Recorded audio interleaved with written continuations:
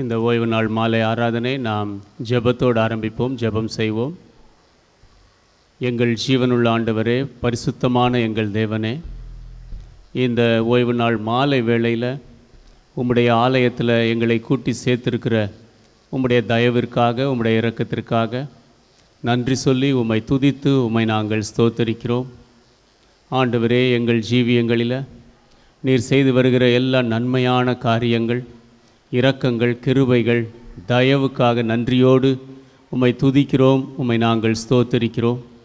ஆண்டவரே, எங்கள் ஜீவியத்தில் நீர் நல்லவராகவே இருந்து வந்திருக்கிறீர்.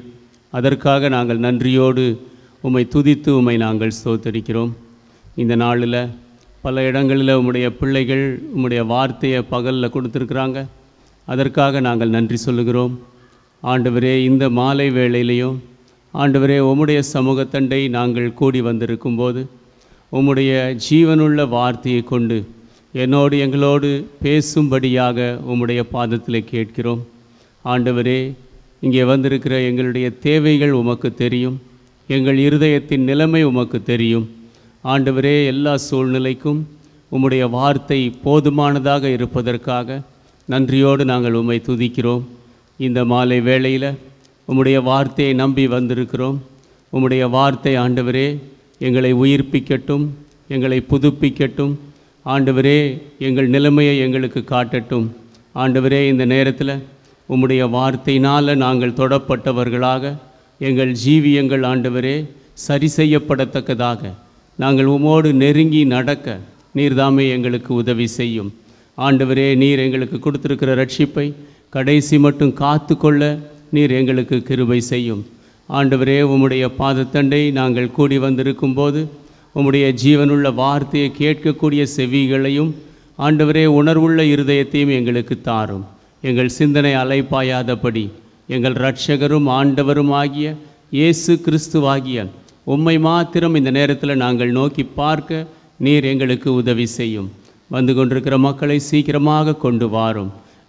ஆரம்பம் முதல் முடிவு வரை உம்முடைய பிரசன்னம் இருக்கட்டும்.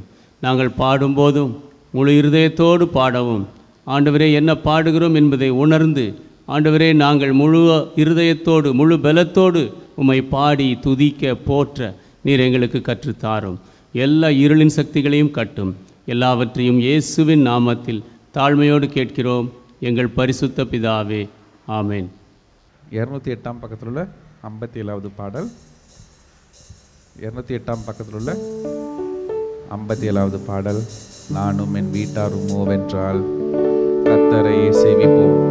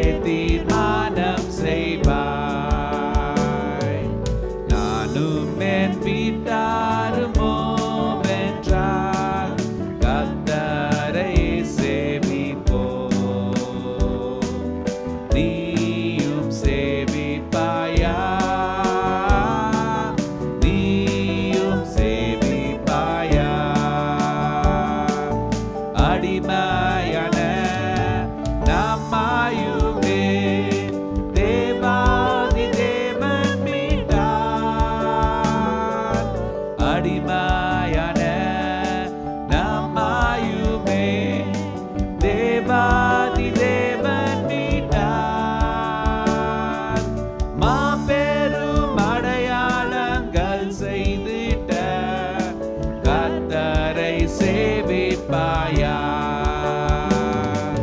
நானும் என் வீட்டாருமோ வென்றால் கர்த்தரை சேவிப்போம். நீயும் சேவிப்பாயா? நீயும் சேவிப்பாயா? நம் பாதையில் காப்பாற்றியே கர்த்தர் நடத்தினாரே. நம் பாதையில் காப்பாற்றியே கர்த்தர் நடத்தினாரே. கர்த்தர் தந்த ஆசீர்வாதம் கண்டு நன்றியாய் சேவிப்பாயா? எல்லாரும் சேர்ந்து பண்ணலாம். நானும் என் வீட்டாரும் நானும் என் வீட்டாருமோ வென்றால் கர்த்தரை சேவிப்போம். நீயும் சேவிப்பாயா? நீயும் சேவிப்பாயா? நன்மையான ஈவுகளை தேவாதி தேவன் தந்தார். நன்மையான ஈவுகளை தேவாதி தேவன் தந்தார். கீழ்ப்படிந்தே அவர் சத்தம் கேட்டு சாட்சியாய் ஜீவிப்பாயா? நானும் என் வீட்டாருமோ வென்றால் கர்த்தரை சேவிப்போம். நீயும் சேவிப்பாயா? நீயும் சேவிப்பாயா?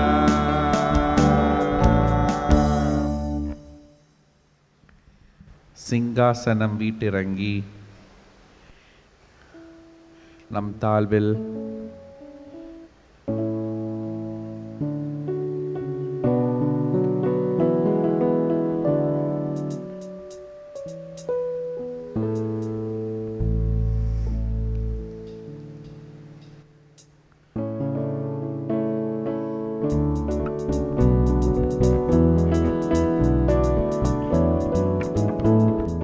சிங்காசனம் வீட்டிறங்கி நம் தாழ்வில் நம்மில் அன்பு கூர்ந்து.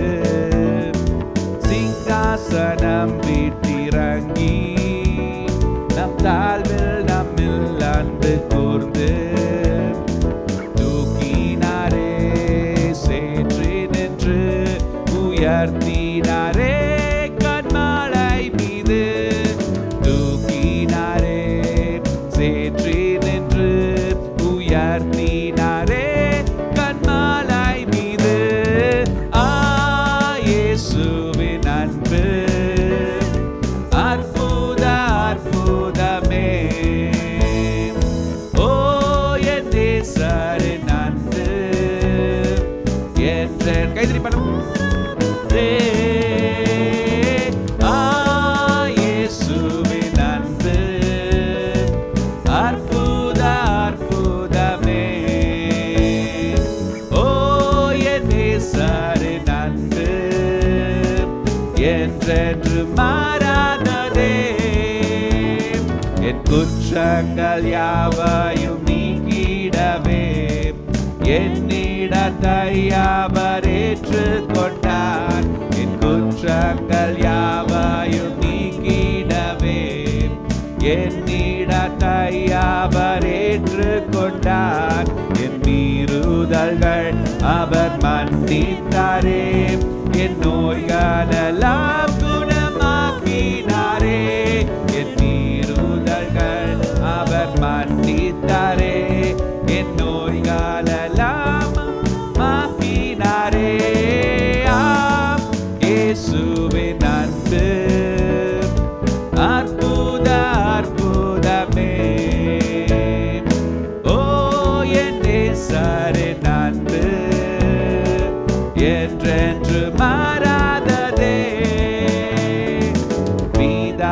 பிதாவோடு என்னை சேர்த்திட்டாரே, புத்திர சுவிகாரம் தந்திட்டாரே, பிதாவோடு என்னை சேர்த்திட்டாரே, புத்திர சுவிகாரம் தந்திட்டாரே, எனக்காகவே யாவையுமே செய்து முதிர்ந்திட்ட சிலுவாயிலே, எனக்காகவே யாவையுமே செய்து முடித்திட்ட சிலுவாயிலே,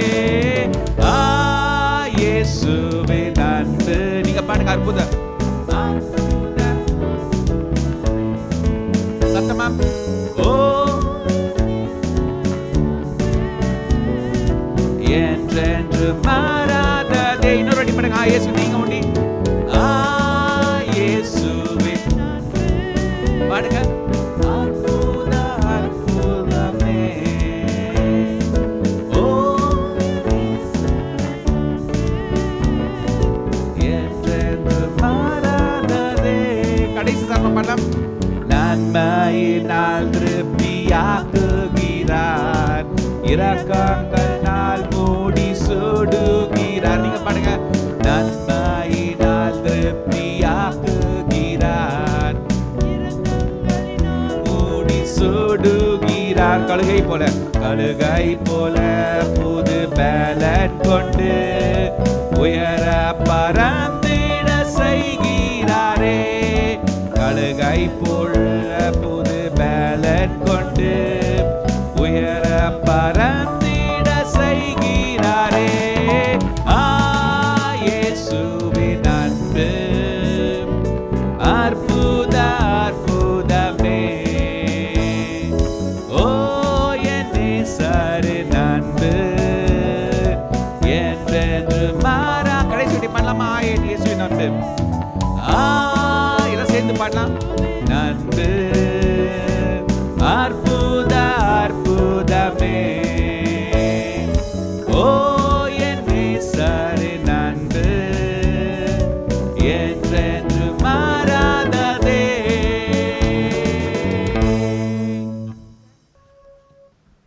முதல் சரணத்தை ஒண்டி பாடலாம்.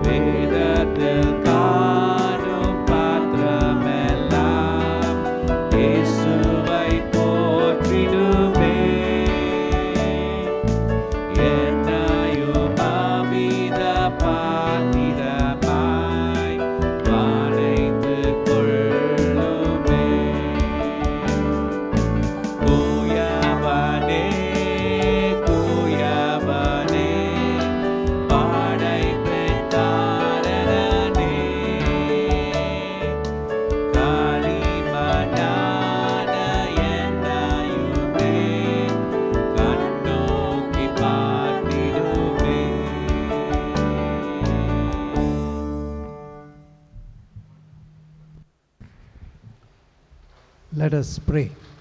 நாம் ஜெபிப்போம். Heavenly Father, we thank you and praise you for this beautiful opportunity you have helped us to gather in your house on this Lord's Day evening. பரமபிதாவே, கர்த்தருடைய நாளின் மாலையிலே உம்முடைய வீட்டிலே கூடும்படியாக இந்த அழகான தருணத்திற்காக நன்றி சொல்லுகிறோம். Thank you for the multitudes of your loving kindness and tender mercies to each one of us. எங்கள் ஒவ்வொரு மேலும் நீர் காண்பித்து வருகிற திரளான தயவிற்காக, இரக்கத்திற்காக நன்றி. Thank you for the cross by which you have brought us nigh unto you. உம்மண்டை எங்களை நீர் கூட்டி சேர்த்த அந்த சிலுவைக்காக நன்றி. Thank you for the May retreat you gave to many of us who went to the Beulah Gardens and those who followed online. எங்களில் அநேகருக்கு மேரி டீட்டை நீர் கொடுத்தீர். பியூலா கார்டனுக்கு போனவர்களும் ஆன்லைனில் தொடர்ந்தவர்களும். Lord, help us in this month of prayer that we may become strong in you. ஆண்டவரே, இந்த ஜெப மாதத்திலே எங்களுக்கு உதவி செய்யும், நாங்கள் உம்மிலே பலப்படும்படியாக. Teach us how to digest and assimilate your word. எப்படி உம்முடைய வார்த்தையை ஜீரணித்து உட்கொள்வது என்று கற்றுத்தாரும். As we are marching on to the 90th year of the or 90th anniversary of the fellowship. நாங்கள் சகவாசத்தின் 90வது ஆண்டு விழாவிற்குள்ளாக தொடர்ந்து போகும்போது, Lord, we need a new infusion of faith. ஆண்டவரே, விசுவாசம் எங்களுக்குள்ளாக புதிய விதத்திலே ஊட்டப்பட வேண்டும். We need a new dedication. புதிய அர்ப்பணிப்பு எங்களுக்கு A தேவை. new surrender. புதிய ஒப்புவித்தல். We want a deeper cleansing. ஆழமான சுத்திகரிப்பு தேவை. Teach us how to really cling to you and enter into your presence. எப்படி உண்மையாகவே உம்மை பற்றிக்கொண்டு உம்முடைய சமூகத்திற்குள் பிரவேசிக்க வேண்டும் என்று கற்றுத்தாரும். To claim your promises. உம்முடைய வாக்குத்தத்தங்களை கேட்டு. Please speak to us through your word. தயவுசெய்து உம்முடைய வார்த்தையின் மூலமாக எங்களோடு பேசும். Hide me behind thy cross and you reveal thyself to us. என்னை உம்முடைய சிலுவையின் பின்னால் மறைத்து நீர் உம்மை எங்களுக்கு வெளிப்படுத்தும். I ask these blessings in your precious and holy name. இந்த ஆசீர்வாதங்களை உம்முடைய விலையேறப்பெற்ற பரிசுத்த நாமத்தில் கேட்கிறேன். Amen. Amen. Let's turn to the portion of scripture we read. நாம் வாசித்த வேத வாக்கியத்திற்கு திருப்புவோம். I do not know what you thought about the various names that are difficult to pronounce. சொல்லுவதற்கு கஷ்டமான பல பெயர்களை குறித்து நீங்கள் என்ன யோசித்தீர்களோ தெரியவில்லை.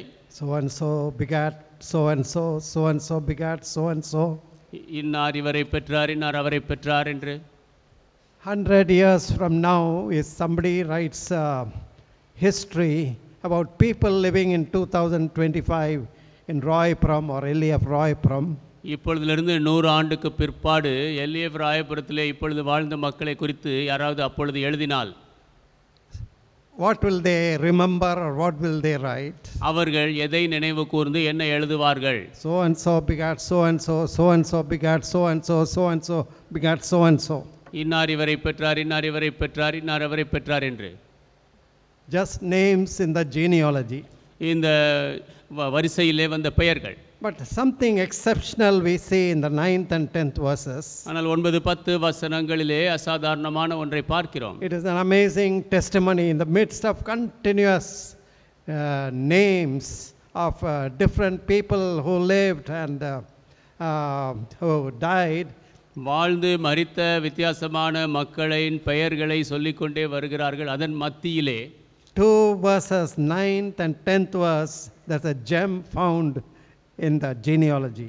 9-10 வசனங்களிலே அந்த வரிசை சந்ததி வரிசையிலே காணப்படக்கூடிய மிகவும் விலையேறப்பெற்ற 2 வசனங்கள். It is during the genealogy of Judah, tribe of Judah. அது யூதாவினுடைய சந்ததி. And Jabez was more honorable than his brethren, and his mother called his name Jabez, saying, because I bear him with sorrow. And Jabez called on the God of Israel, saying, oh, that thou would bless me indeed, and enlarge my coast, and that thine hand might be with me, and that thou wouldest keep me from evil, that it may not grieve me. And God granted him that which he requested. யாபேஸ் தன் சகோதரரை பார்க்கிலும் கனம் பெற்றவனாயிருந்தான். அவன் தாய், நான் துக்கத்தோடே அவனை பெற்றேன் என்று சொல்லி அவனுக்கு யாபேஸ் என்று பெயரிட்டாள். யாபேஸ் இஸ்ரவேலின் தேவனை நோக்கி, தேவரீர் என்னை ஆசீர்வதித்து என் எல்லையை பெரிதாக்கி உமது கரம் என்னோடிருந்து தீங்கு என்னை துக்கப்படுத்தாதபடிக்கு அதற்கு என்னை விலக்கி காத்தருளும் என்று வேண்டிக் கொண்டான். அவன் வேண்டிக் கொண்டதை தேவன் அருளினார். Here is a person who has been exceptionally blessed by God. இங்கே தேவனாலே அசாதாரணமான விதத்தில் ஆசீர்வதிக்கப்பட்ட நபர் இங்கே இருக்கிறார். And his name comes out in this in the midst of this genealogy because of the prayer that he made. இந்த அவருடைய பெயரானது இந்த வம்ச வரலாறின் மத்தியிலே அவர் ஏறெடுத்த ஜெபத்தின் நிமித்தமாக வருகிறது. And that it is recorded that God answered his request. தேவன் அவருடைய வேண்டுதல்களுக்கு பதில் தந்தார் என்று பதிவு செய்யப்பட்டிருக்கிறது. God answered his prayer. அவர் ஜெபத்திற்கு தேவன் பதில் தந்தார். It's really amazing.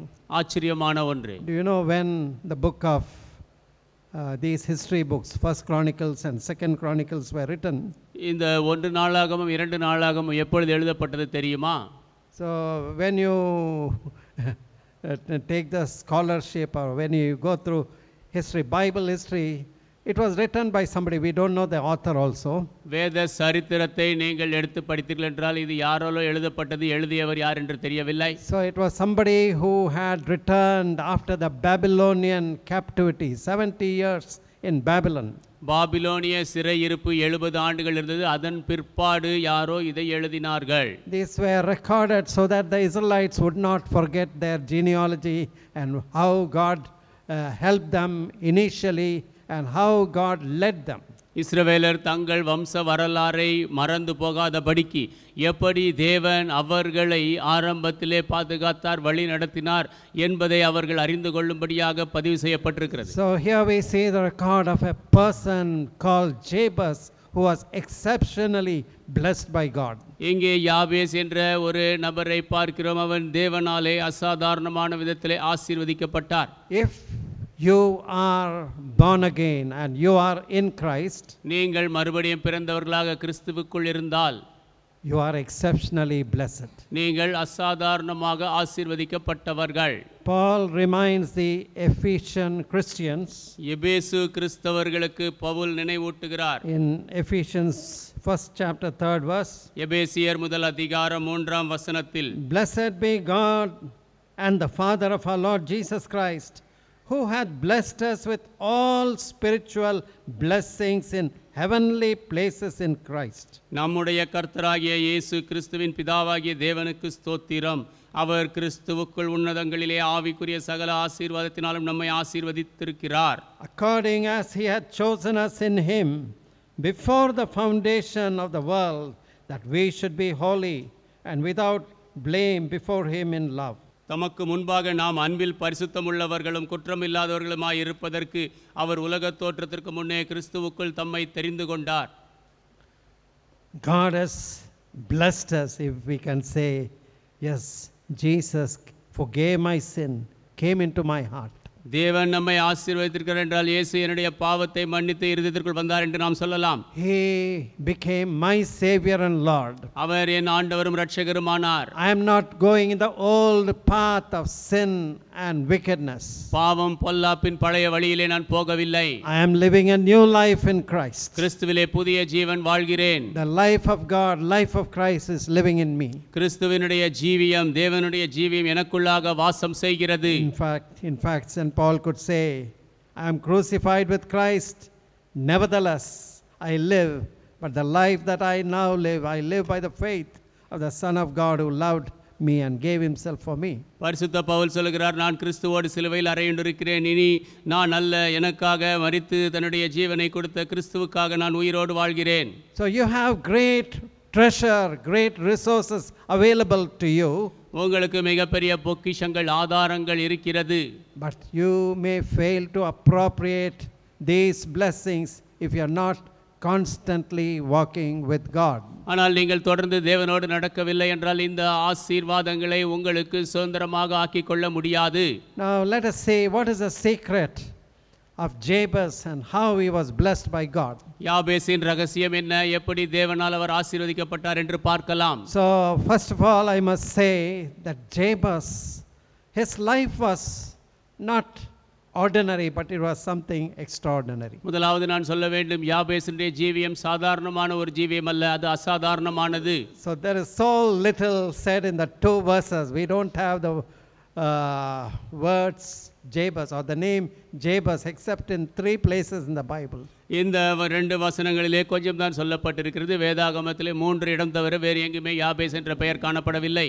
2 of them in this chapter, in the 9th and 10th verse. அதில் 2 முறை இந்த 9-10 வசனங்களில் வந்து விடுகிறது. And Jabez is mentioned in the first Chronicles 2nd chapter 55th verse as a name of a city or town. 1 நாளாகமம் 2ஆம் அதிகாரம் 55ஆம் வசனத்திலே யாபேஸ் என்பது ஒரு பட்டணத்தின் பெயராக சொல்லப்பட்டிருக்கிறது. But it was a town where the scribes and the priests lived.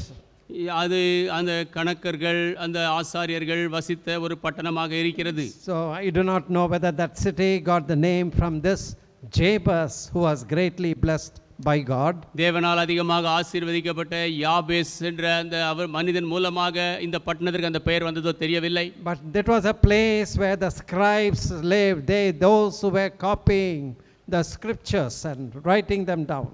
இந்த இடத்தில் தான் வேத வாக்கியங்களை எழுதியவர்கள் அந்த கணக்கர்கள் வசித்து வந்தார்கள்.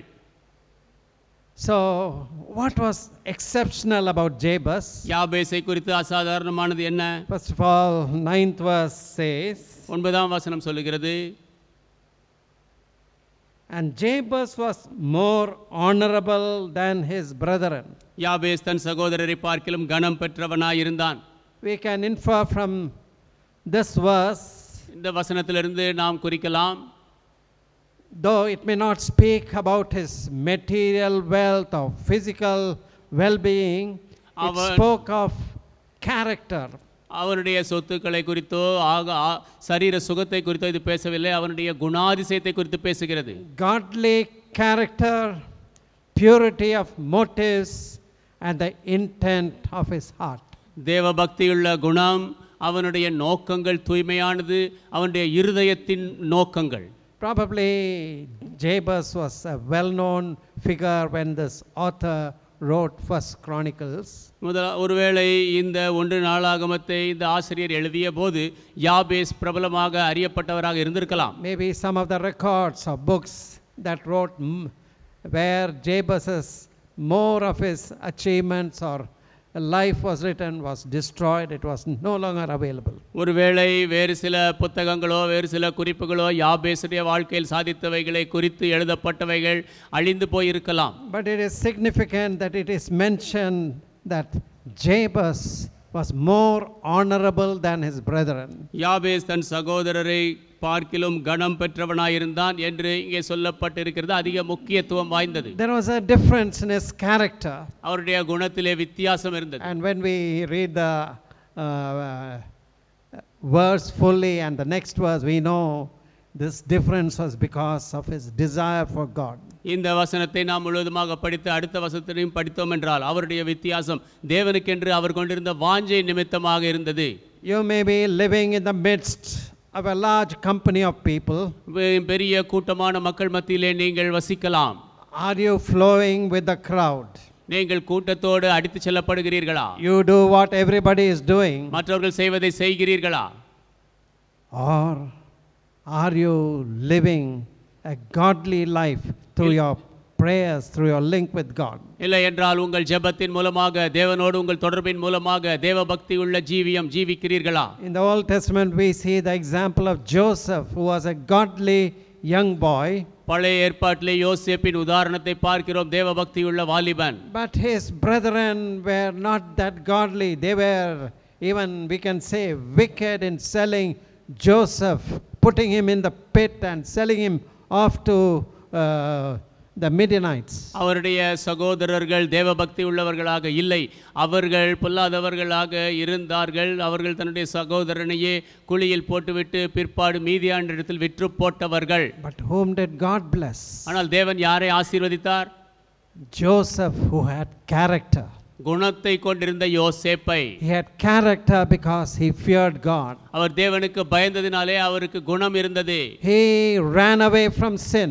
பாவத்தை விட்டு ஓடினார். What did he say when Potiphar's wife tried to lure him and tempt him? He said, how can I do this great wickedness and sin against God, and he ran away from there. போத்திபாருடைய மனைவி இவரை வசீகரிக்க முயற்சித்த பொழுது அவர் என்ன சொன்னார்? தேவனுக்கு எதிராக இவ்வளவு பெரிய பாவத்தை நான் எப்படி செய்வேன் என்று சொல்லி அதை விட்டு ஓடினார். Now Joseph went through great difficulties and trials. பெரிய கஷ்டம் சோதனையினூடாக யோசேப்பு கடந்து சென்றார். Wherever he was, ultimately God blessed him. ஆனால் அவர் எங்கு இருந்தாலும் கடைசியிலே தேவன் அவரை ஆசீர்வதித்தார். Everybody could say that there was something different in Joseph. யோசேப்பிலே ஏதோ வித்தியாசமாக இருந்ததை எல்லாரும் காண முடிந்தது. Potiphar could find that Joseph was such a man of character that he entrusted everything in the prison to him. யோசேப்பு குணசாலியான மனிதன் என்பதை போத்திபார் அறிந்தவனாக எல்லா பொறுப்புகளையும் அவன் வசம் ஒப்படைத்தான். Later on, the prisoners, when they came to know Joseph intimately, they were telling their secrets and the dreams for which they had no interpretation, but Joseph gave them interpretation through his prayers and revelation through God. பிற்பாடு சிறை கைதிகள் யோசேப்பினுடைய நல்ல குணத்தை அறிந்து கொண்ட பொழுது அந்த சிறையிலே அவர்கள் கண்ட சொப்பனங்களுக்கு வியாக்கியானம் தெரியாத போதிலும் யோசேப்பிடத்திலே வந்து அவைகளை சொன்னார்கள். So the first reason I can say that God blessed Jabez is because he had a character, he had that love for righteousness and holiness.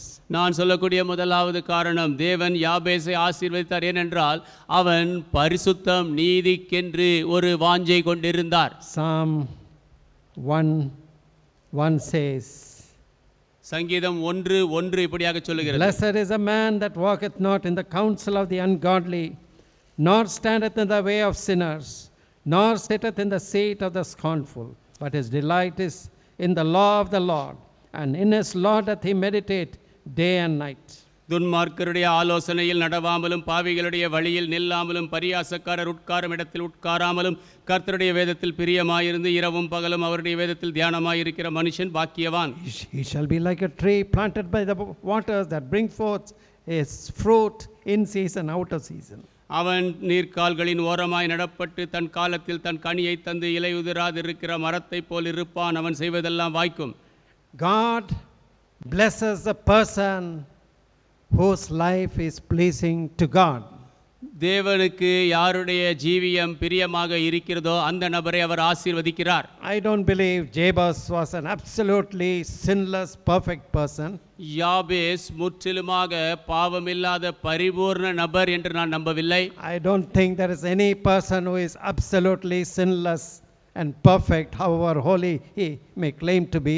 எந்த நபரும் தான் எவ்வளவு பெரிய பரிசுத்தவான் என்று சொன்னாலும் முற்றிலுமாக பாவமில்லாதவனாக இருப்பதில்லை என்று யோசிக்கிறேன். Only Christ, he is perfect. கிறிஸ்து மாத்திரமே பரிபூரணர். He is a sinless Lamb of God, the Savior of the world. அவரே பாவமில்லாத தேவ ஆட்டுக்குட்டி, உலக ரட்சகர். But God is looking in your heart.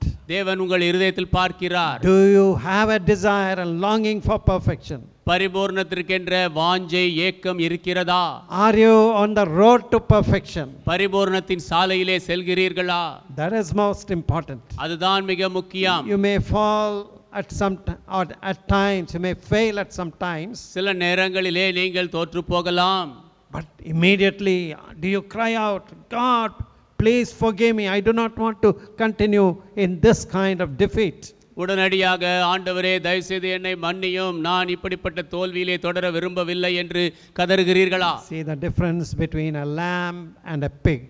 ஒரு ஆட்டுக்குட்டிக்கும் பன்றிக்கும் உள்ள வித்தியாசத்தை A பாருங்கள். lamb may fall into the ditch, but immediately it wants to just get out and clear itself of all the dirt and all the mud.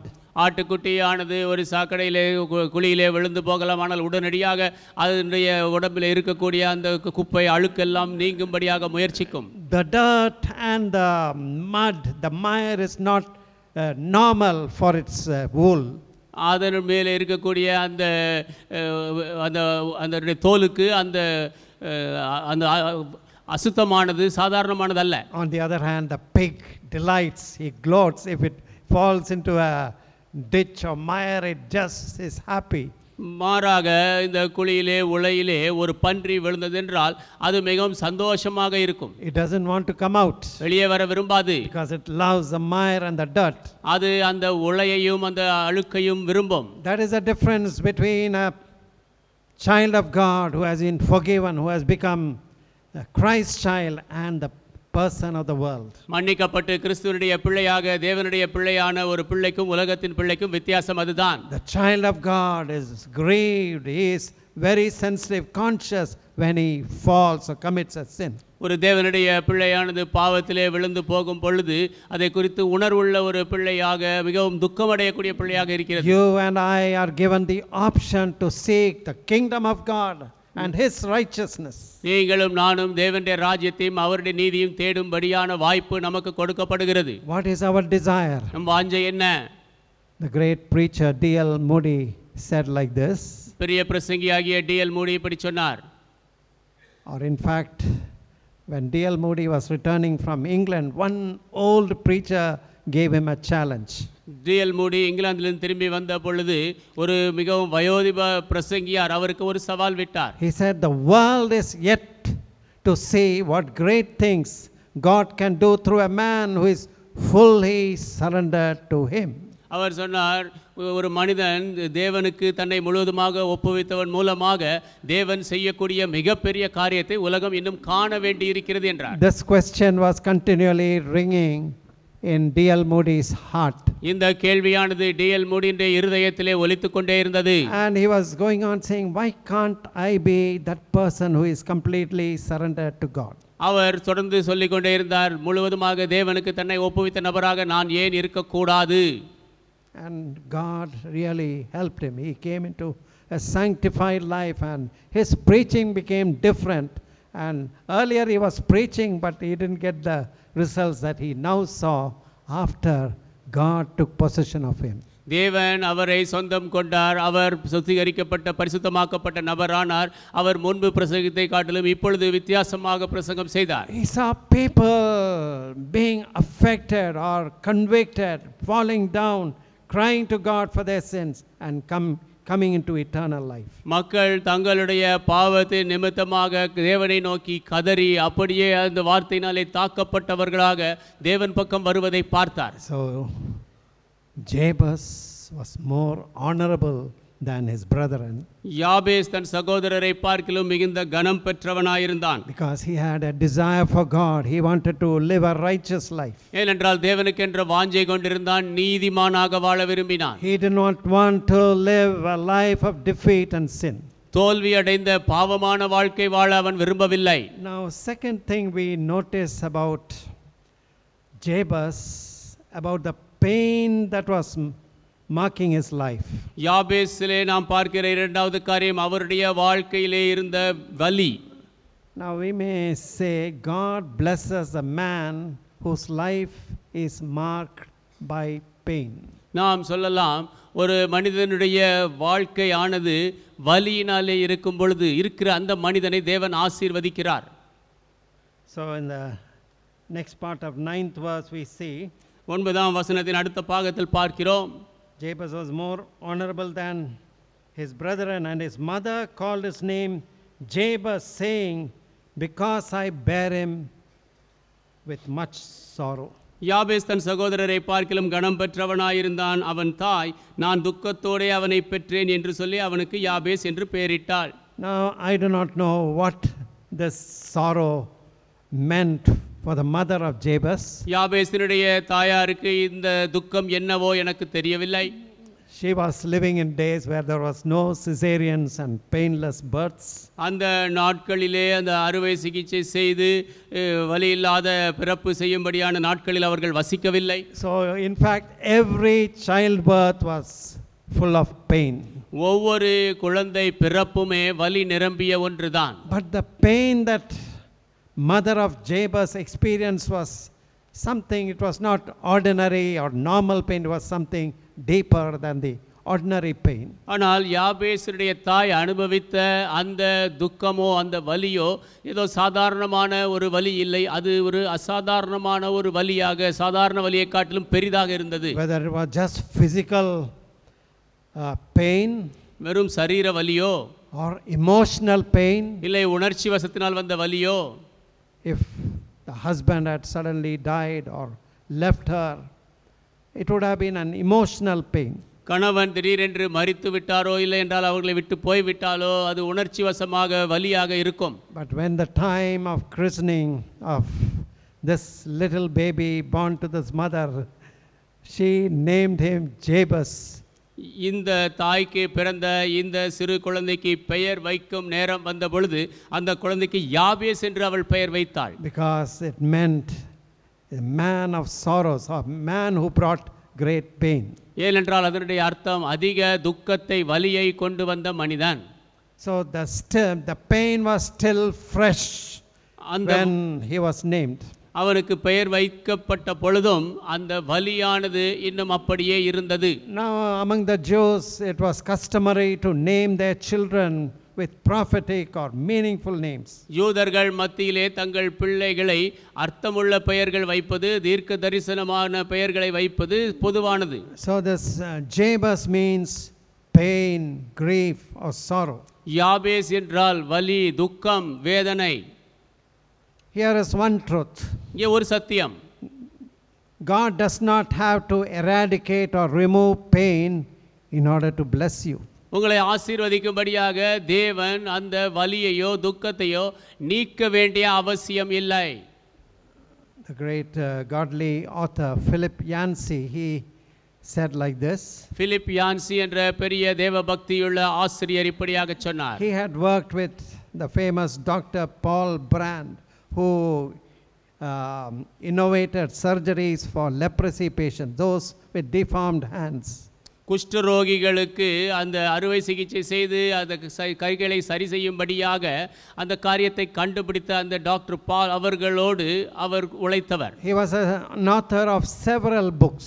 அநேக புத்தகங்களை எழுதி இருக்கிறார். And he says, or he wrote, அவர் எழுதினார், pain is a gift from God that nobody wants. வேதனை என்பது தேவனிடத்திலிருந்து வரக்கூடிய ஈவு, அதை யாரும் விரும்புவதில்லை. It is quite true. Pain is a gift of God. இது மிகப்பெரிய உண்மை. அந்த வலி என்பது தேவன் கொடுக்கும் ஈவு.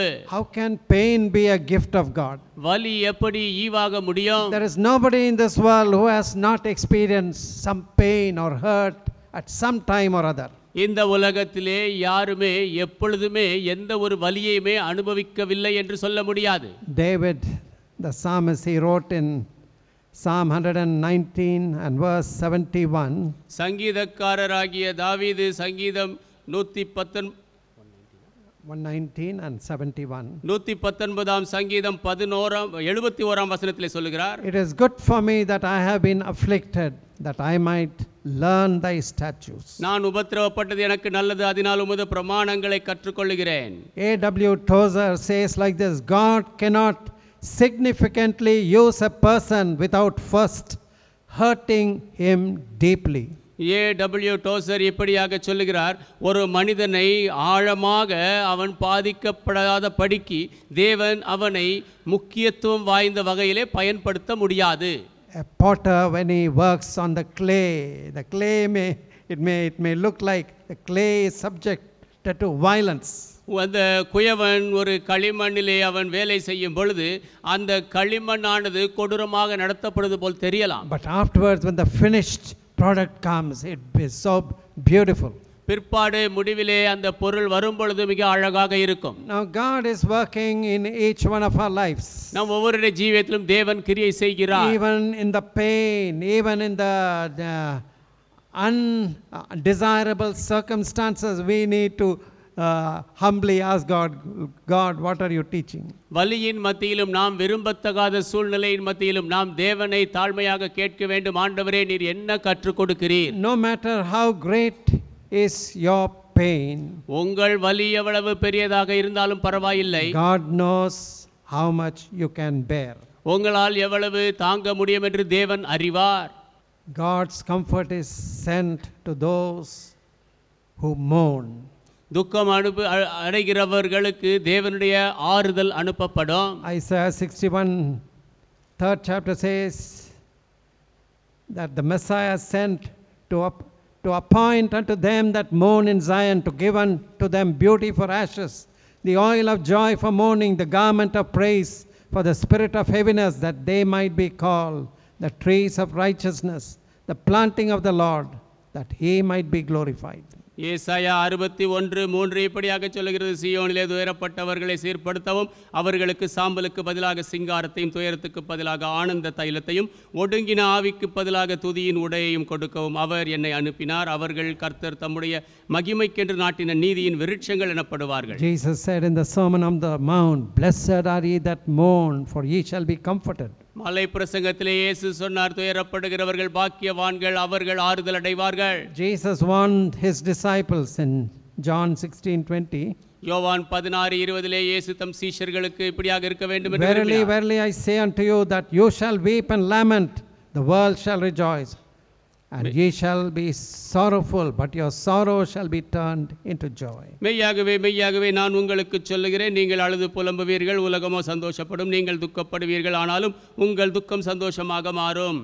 So Jabez had to live in his early life. He had to live with this handicap of a name that signified that he had brought much pain.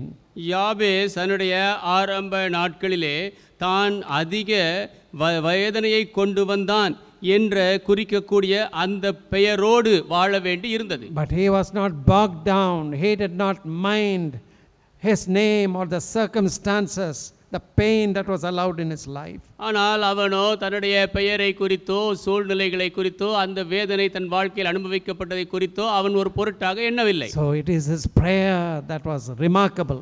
அவருடைய ஜெபமே அங்கே குறிப்பிடத்தக்கது. That made his life different. அவருடைய ஜீவியத்தை வித்தியாசமாக்கிற்று. His life begins to shine forth in the scripture in the midst of genealogies where we don't see much about people that had gone by along his generation. அவருடைய சந்ததியிலே போன அநேகரை குறித்து நாம் அறியவில்லை, ஆனால் அப்படிப்பட்ட வரலாற்றின் மத்தியிலே அவருடைய ஜீவியத்தை குறித்து சொல்லப்பட்டு இருக்கிறது. So Jabez, what did he pray in 10th verse? யாபேஸ் என்ன ஜெபித்தார்? 10ஆம் வசனம். And Jabez called on the God of Israel, saying, "Oh, that thou would bless me indeed, and enlarge my coast, that thine hand might be with me, and that thou wouldest keep me from evil, that it may not grieve me." And God granted him that request. யாபேஸ் இஸ்ரவேலின் தேவனை நோக்கி, தேவரீர் என்னை ஆசீர்வதித்து என் எல்லையை பெரிதாக்கி உமது கரம் என்னோடு இருந்து தீங்கு என்னை துக்கப்படுத்தாதபடிக்கு அதற்கு என்னை விலக்கி காத்தருளும் என்று வேண்டிக் கொண்டான். அவன் வேண்டிக் கொண்டதை தேவன் அருளினார். So Jabez's life, first of all, it was a life of purity. முதலாவது யாபேசின் ஜீவியம் தூய்மையான ஜீவியம். Secondly, he had pain. இரண்டாவது அவருக்கு வேதனை இருந்தது. The handicapped by pain, அந்த வேதனையினாலே அவர் or at least கஷ்டப்பட்டார். the emotional pain where people might have teased him, "Oh, pain, pain." His name showed pain. அவருக்கு வலி இல்லாமல் இருந்தாலும் அவருடைய பெயர் வலியை குறித்தது. ஆகவே உணர்ச்சி வசமாக மக்கள் அவரை பரியாசம் Most செய்திருக்கலாம். important, Jabez's life was characterized by remarkable prayer. மிகவும் முக்கியமானது, ஜாபேசினுடைய ஜீவியம் ஒரு குறிப்பிடத்தக்க ஜெபத்தினாலே அது நல்ல குணத்தை வெளிப்படுத்துகிறது. At least 4 or 5 parts you can put for this prayer. இந்த ஜெபத்தை 4-5 பாகங்களாக நீங்கள் And it was வைக்கலாம். an earnest prayer from the heart. அது இருதயத்திலிருந்து வந்த கருத்தான ஜெபம். It really stood out amongst all the people among whom Jabez lived. Something about his life is said or recorded in history. யாபேசினுடைய வாழ்க்கையிலே அவரோடு கூட வாழ்ந்தவர்களுக்கு மத்தியிலே அந்த ஜெபமானது சரித்திரத்திலே குறிக்கப்பட்டதாக அது ஒரு தனித்து நின்ற ஒரு காரியமாக இருக்கிறது. It begins with a cry, "Oh, that thou would bless me indeed." இப்படியாக அது கதறுதலோடு ஆரம்பிக்கிறது, தேவரீர் என்னை ஆசீர்வதித்து. It is like Jacob wrestling with that angel who was trying to subdue him, but Jacob would not let go his hold. யாக்கோபு எப்படியாக தன்னிடத்திலே வந்த அந்த தேவதூதனோடு மன்றாடி அவரை போக விடாமல் இருந்தாரோ அதுபோல இருக்கிறது. "Let me go, the day is breaking." Jacob said, "No, I will not let thee go unless you bless me." விடியல் ஆகிறது, நான் போகட்டும் என்று சொன்னார். ஆனால் யாக்கோபோ, என்னை நீர் ஆசீர்வதித்தருளே, நான் உம்மை விடமாட்டேன் என்றார். It was such a earnest prayer for blessing. அப்படிப்பட்ட ஒரு கருத்தான ஜெபம், ஆசீர்வாதத்துக்குரிய ஜெபம். What kind of prayer do we pray? நாம் எப்படிப்பட்ட ஜெபத்தை ஏறெடுக்கிறோம்? Or is it only material blessings that we think of? வெறுமனே நாம் சொத்துக்களை பொருட்களை தான் யோசிக்கிறோமா? Maybe material blessings will come. அந்த பொருட்கள் சம்பந்த ஆசீர்வாதங்கள் வரலாம். But more than that, what about spiritual blessings? ஆனால் அதற்கு மேலாக ஆவிக்குரிய ஆசீர்வாதங்களை குறித்து என்ன? Second part of the prayer is enlarge my coast. ஜெபத்தினுடைய இரண்டாவது பாகம் என் எல்லையை பெரிதாக்கும். So this does not merely mean that he must get more land and estate. வெறுமனே அதிக நிலத்தையும் எஸ்டேட்டையும் பெற வேண்டும் என்ற அர்த்தம் அல்ல. Because at the time when he was living, land was not a problem. அவர் வாழ்ந்த காலத்திலே நிலம் ஒரு பிரச்சனை அல்ல. So you could get not like today, to get a place in the city of Madras you'll have to spend lakhs and lakhs of rupees. இன்று போல் அன்று இருக்கவில்லை. இன்றைக்கு சென்னை பட்டணத்திலே ஒரு இடம் வேண்டும் என்றால் லட்சக்கணக்கான பணம் செலவு செய்ய வேண்டும். At that time when the world was population was so low, land was available in excess. அந்த நாட்களிலே அந்த மக்கள் ஜனத்தொகைக்கு மிக கம்மியாக இருந்தது. நிலம் அதிகமாக எல்லாருக்கும் போதுமானதாக இருந்தது. But you may have lot of land. அதிக நிலம் உங்களுக்கு இருக்கலாம். But your vision could be narrow. ஆனால் உங்கள் தரிசனம் குறுகியதாக இருக்கக்கூடும். What is it? What is the vision that you are having? நீங்கள் கொண்டிருக்கும் தரிசனம் என்ன? I remember once Brother Joe was explaining to us about vision. ஒரு முறை சகோதரர் ஜோ அவர்கள் தரிசனத்தை குறித்து எங்களுக்கு விளக்கி சொன்னது நினைவுக்கு வருகிறது. See, a frog in the well, கிணற்றிலே இருக்கக்கூடிய தவளை, he can only see the top, one round patch of sky on the top of the well. அந்த கிணற்றுக்கு மேலே வானம் ஒரு சிறு வட்டமாகத்தான் அதற்கு தெரியும். But if you bring that frog on the top of the parapet of the well, ஆனால் அந்த தவளையை அந்த கிணற்றின் கைப்பிடி சுவருக்கு கொண்டு வந்தால் it will be able to see a larger area all around. Not only what is inside the well, it can see all around the foliage, the trees, plants and people around. கிணற்றுக்கு உள்ளே மாத்திரமல்ல, சுற்றி இருக்கக்கூடிய எல்லா இடங்களையும், மரங்கள், செடிகள், சுற்றி இருக்கக்கூடிய மக்கள் எல்லாவற்றையும் பார்க்க முடியும். That is another kind of vision. இன்னொரு விதமான தரிசனம், Enlarged vision. அது பரந்த தரிசனம். Now leave that. அதை விடுங்கள். What about the vision when you are flying on a plane? The pilot, how much area can he see? ஒரு விமானத்திலே நீங்கள் பறக்கும் பொழுது அந்த விமான ஓட்டி எந்த அளவுக்கு பரப்பளவை அவரால் பார்க்க முடியும்? Oh, that is a much greater vision. அது மிகப்பெரிய ஒரு பார்வை. Dear friends, we need, Bible says where there is no vision, people perish. வேதம் சொல்லுகிறது தீர்க்க தரிசனம் இல்லாத இடத்திலே ஜனங்கள் சீர்கெட்டு போவார்கள். So we can take this prayer as enlarge my vision, enlarge my coast or sphere of ministry. நீங்கள் இந்த என்னுடைய எல்லையை பெரிதாக்கும் என்பதை என்னுடைய ஊழியத்தை பெரிதாக்கும் என்று எடுத்துக்கொள்ளலாம். The great man of God John Newton said like this. John Newton என்ற பெரிய தேவ மனிதன் இப்படி சொன்னார். When you come to the great king, பெரிய ராஜாவண்டை நீங்கள் வரும்போது don't be asking for pittance, some paisa, coins. அவரிடத்திலே சில காசுகளை கேட்காதீர்கள். You bring large petitions. பெரிய விண்ணப்பங்களை கொண்டு வாருங்கள். The king will be honored when your petition is larger. உங்களுடைய விண்ணப்பங்கள் பெரிதாக இருக்கும் பொழுது ராஜா கனமடைவார். What is your petition that you are bringing to God? தேவனுக்கு நீங்கள் கொண்டு வரும் விண்ணப்பங்கள் எவை? Jabez said, you enlarge my sphere, enlarge my coast. யாபேஸ் சொன்னார், என்னுடைய எல்லையை பெரிதாக்கும். But thirdly, மூன்றாவதாக, that thy hand might be with me. உமது கரம் என்னோடு இருக்கட்டும். Prayer for God's presence in his life. அவருடைய ஜீவியத்திலே தேவ பிரசன்னம் வேண்டும் என்று ஜெபித்தார். He wanted to have a partnership with God. தேவனோடு ஒரு பங்குதாரராக இருக்க விரும்பினார். He did not want to go alone. தனித்து போக விரும்பவில்லை. God's hand means God's presence should be with him. தேவனுடைய கரம் என்றால் தேவ பிரசன்னம் அவரோடு இருக்க வேண்டும். Oh, that thou would bless me indeed and enlarge my coast, and that thine hand might be with me. தேவரீர் என்னை ஆசீர்வதித்து என் எல்லையை பெரிதாக்கி உமது கரம் என்னோடு இருந்து, And that thou should keep me from evil. தீங்கு என்னை துக்கப்படுத்தாதபடிக்கு அதற்கு என்னை விலக்கி காத்தருளும். Prayer not only to keep from evil without but also within. உள்ளே வெளியே மாத்திரமல்ல, உள்ளேயும் தீங்கு இல்லாதபடி காத்துக்கொள்ள வேண்டும். We all have an old nature that tries to peep its head now and then. நாம் எல்லாருமே ஒரு பழைய சுபாவத்தை கொண்டிருக்கிறோம். அவ்வப்பொழுது அது தலை தூக்க ஆரம்பிக்கும். Unless we violently crucify that old nature, that nature will come again and again. பழைய சுபாவத்தை நாம் கொடூரமாக சிலுவையில் அறைந்தால் ஒழிய அது மறுபடியும் வரும். So it is remarkable. Jabez had such high ideals and he had such great things to ask of God. யாபேஸ் தேவனிடத்திலே கேட்கும்படி அப்படி பெரிய காரியங்களை கொண்டிருந்தார். அது You குறிப்பிடத்தக்கது. must bless me, Lord. என்னை ஆசீர்வதிக்க வேண்டும் You must ஆண்டவரே. enlarge my coast. என் எல்லையை பெரிதாக்க வேண்டும். You must be with me. என்னோடு நீர் இருக்க I want வேண்டும். to be your partner. நான் உம்மோடு துணையாக இருக்க You must be வேண்டும். my partner. நீர் என்னுடைய துணையாக வேண்டும். That I should be kept from evil. பொல்லாப்பிலிருந்து நான் காக்கப்பட வேண்டும். Evil in outside and evil within. வெளியே தீங்கு உள்ளே தீங்கும். And what does the Bible say? வேதம் என்ன சொல்லுகிறது? God granted him that which he requested. அவன் வேண்டிக் கொண்டதை தேவன் அருளினார். Our God is a prayer hearing and prayer answering God. தேவன் ஜெபத்தை கேட்டு பதில் அளிக்கிற தேவனாக இருக்கிறார். Jeremiah 33:3 says, "Call unto me and I will answer thee, show thee great and mighty things which you do not know." எரேமியா 33:3 சொல்லுகிறது, என்னை நோக்கி கூப்பிடுங்கள், நீங்கள் அறியாதும் தெரியாதுமான பெரிய காரியங்களை நான் செய்வேன். Matthew 7:7, "Ask and it shall be given to you, knock and it shall be opened, seek and you shall find."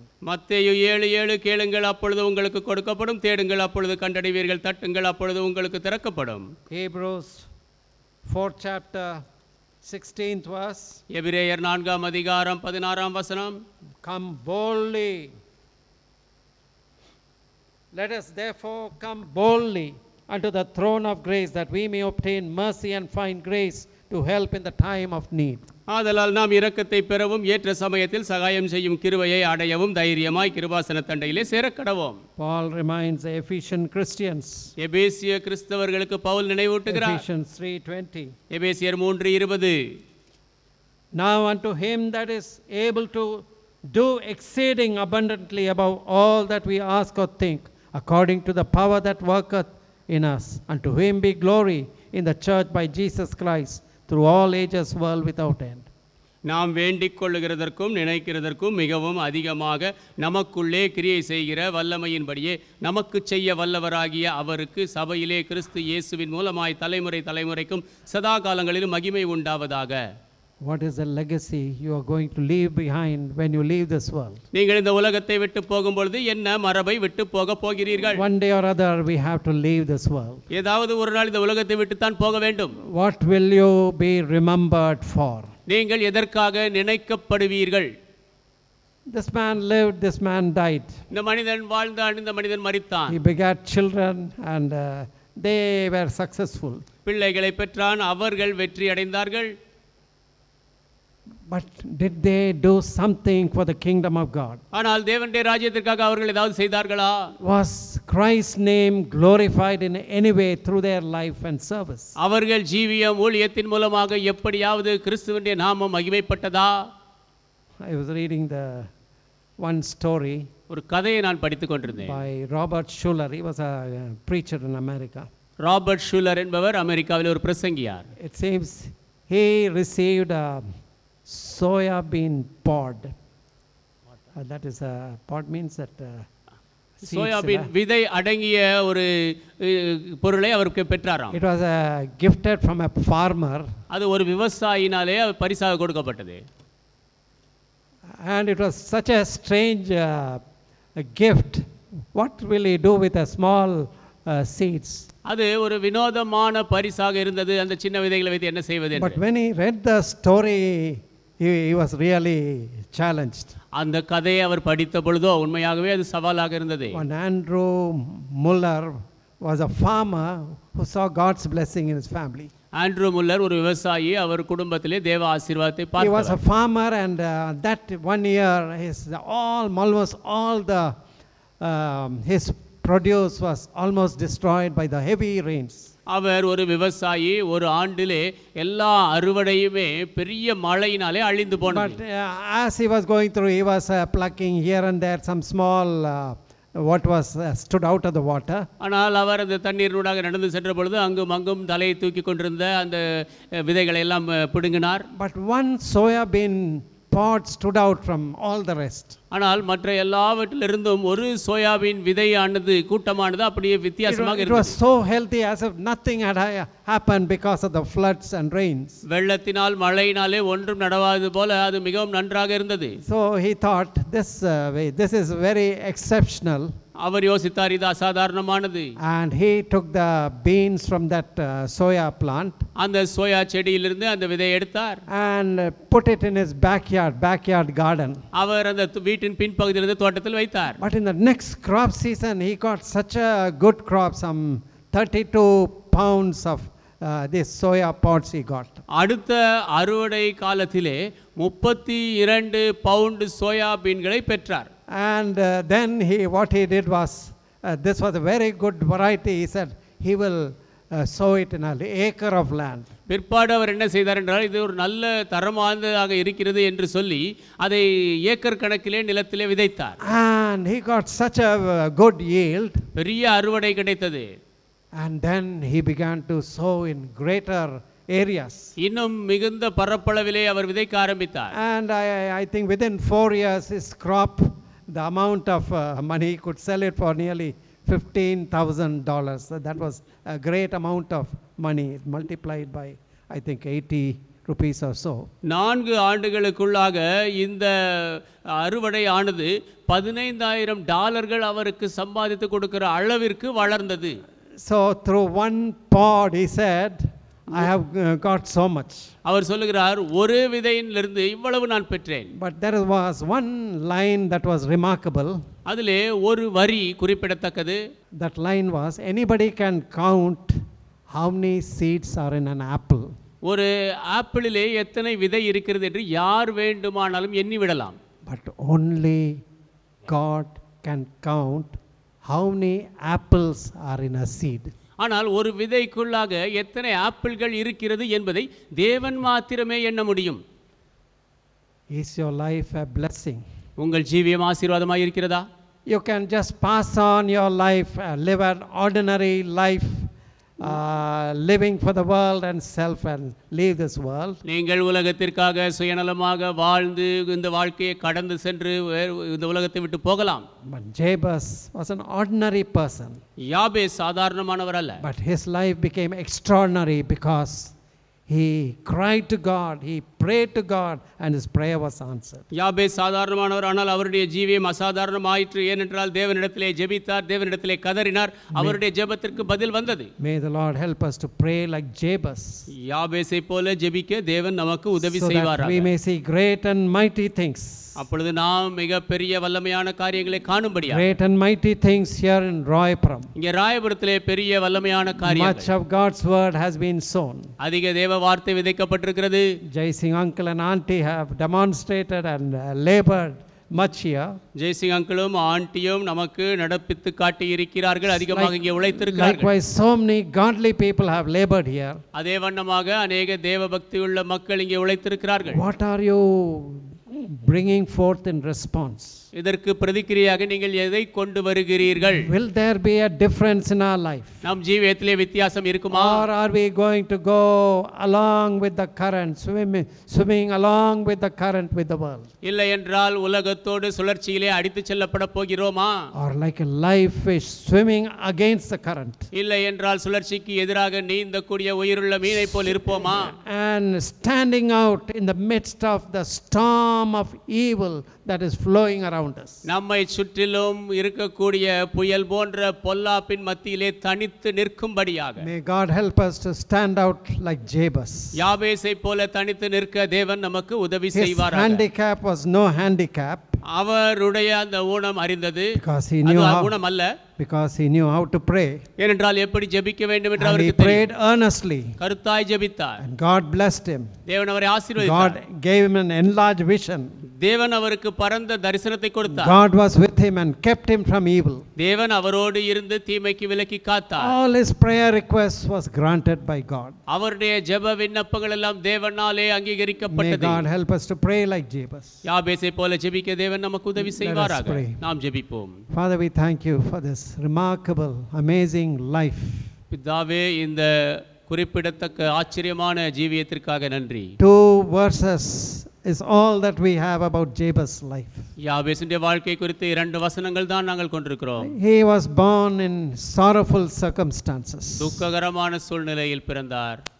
But he did not want to be an ordinary person in an ordinary world. சாதாரணமான உலகத்திலே சாதாரணமான நபராக அவர் இருக்க விரும்பவில்லை. I do not know where he came to know, how he came to know about prayer. எங்கே எப்படி ஜெபத்தை குறித்து அவர் அறிந்து கொண்டாரோ தெரியவில்லை. About the living, true and living God of the Bible.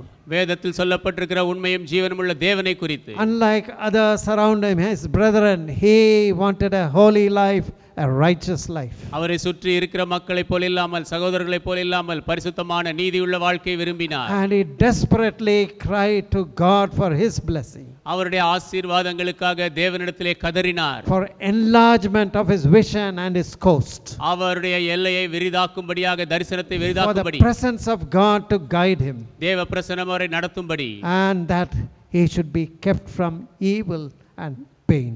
தீமையிலிருந்தும் வலியிலிருந்தும் our காக்கப்படும்படி. And how his prayer was answered. எப்படி அவர் ஜெபம் பதிலளிக்கப்பட்டது. Lord, teach us how to pray like that. ஆண்டவரே, எப்படி அந்த மாதிரி ஜெபிக்க வேண்டும் என்று And கற்றுத்தார். let our lives stand out. எங்கள் ஜீவியங்கள் தனித்து நிற்கட்டும். As your word says, let your light so shine before men that they may see your good works and glorify the Father who is in heaven. உங்களுடைய வார்த்தை சொல்லுகிற வண்ணமாக உங்களுடைய நற்கிரியைகளை மக்கள் பார்த்து பரலோகத்தில் இருக்கக்கூடிய உங்கள் தேவனை மகிமைப்படுத்தும்படி உங்கள் வெளிச்சமானது பிரகாசிக்க கடவுள். Let our lives make a difference. எங்கள் ஜீவியங்கள் வித்தியாசத்தை உண்டாக்கட்டும். In Jesus' holy name I pray. இயேசுவின் பரிசுத்த நாமத்தில் ஜெபிக்கிறேன். Amen. ஆமென். 298 பக்கத்தில் உள்ள 167வது பாடலை பாடலாம். எந்த ஜெப வேளை உமை தேடி வந்தேன் தேவா பதில் தருமே.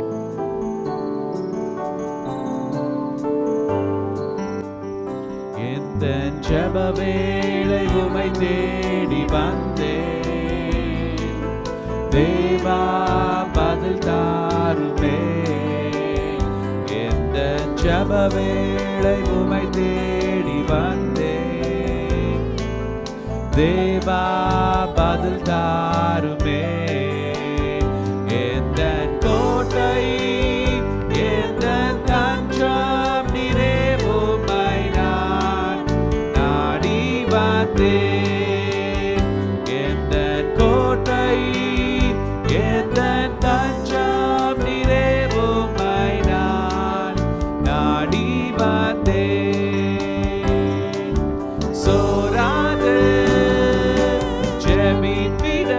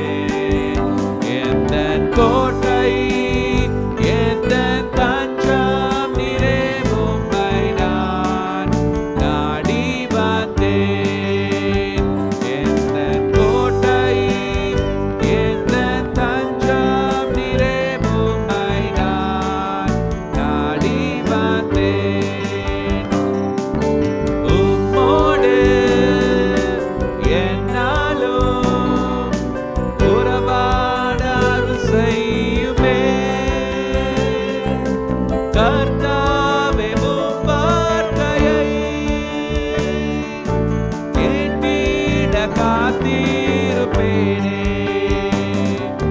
கோட்டை எந்தன் தஞ்சம் நீரே, உம்மை நான் நாடி வந்தேன். கடைசி பணம் எல்லாம் சேர்ந்து எந்தன் ஜெப வேளை உம்மை தேடி வந்தேன்.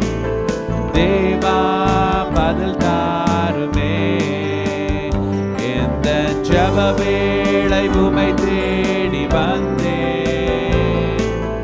தேவா பதில் தாருமே, எந்தன் கோட்டை எந்தன் தஞ்சம் நீரே, உம்மை நான் நாடி வந்தேன். எந்தன் கோட்டை எந்தன் தஞ்சம் நீரே, உம்மை நான் நாடி வந்தேன். Now may the grace of the Lord Jesus Christ, love of the Father, fellowship and communion of the Holy Spirit may rest and abide with all of us, both now and forevermore. Amen.